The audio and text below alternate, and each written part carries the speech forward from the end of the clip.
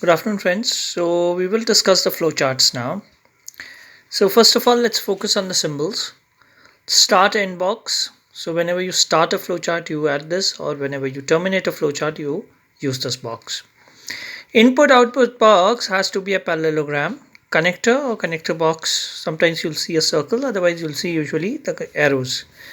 Process box and decision box. So, just a quick recapitulation. So, let's see how we use them in a flowchart. So the first question I had given you was to check if a number is even or odd.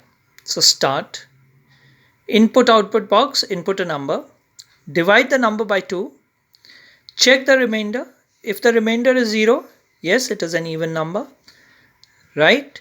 So if you say, let's say you put a 2, 2 divided by 2, the remainder will be 0, 4 divided by 2, 6 divided by 2, so on and so forth. Now if it is not, then check, is the remainder greater than 0? Yes, if the remainder is greater than 0, n is odd. And if it is not, you again go back, right, and you divide n by 2, or you can even actually, if you look at it, you can actually go back and input another number over here. Alright, so either this or that. So let's focus on the first one. So you input another number, and again the process would start. Right, so this is how you write this flowchart. Let's come to the next one.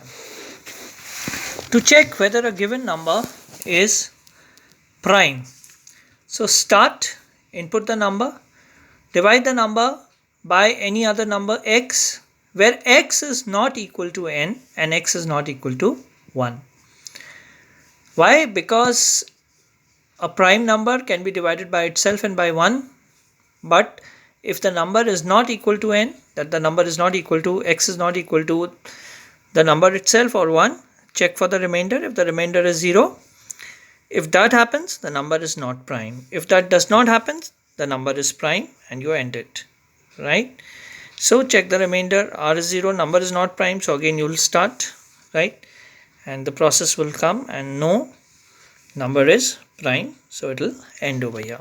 So this is another way of writing a flowchart. You can actually, you could have done, this below this, just to save space. I went like this, just focus on this. To check if the sum of two numbers is divisible by 5. So input two numbers x and y, add x and y, so x plus y, z is the sum. Now divide z by 5.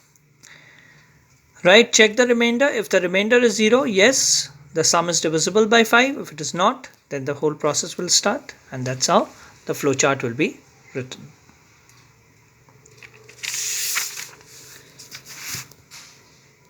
To check whether a given number is divisible by 4, start, input a number, divide n by 4, check the remainder. If the remainder is 0, n is divisible by 4.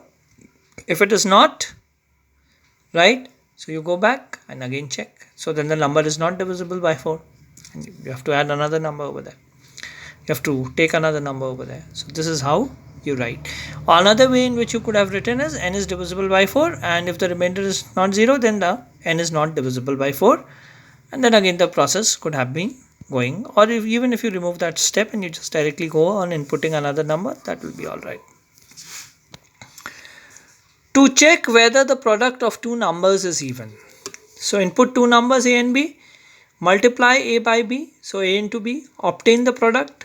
Product is a into b, divide p by 2. So when you divide p by 2, you will get the remainder. If the remainder is 0, yes, p is even. If it is not, then again it's not even, it's an odd number, and the process will start, and that's how it will end. Now coming to algorithms, we have done a lot of algorithms in the past, so we'll look at them again. Algorithm to find if a number is a factor of 10. Take a number n, divide not n by 10 but 10 by n, because you are checking whether n is a factor of 10. Check the remainder. If remainder is 0, n is a factor of 10, and remainder is not equal to 0, n is not a factor of 10.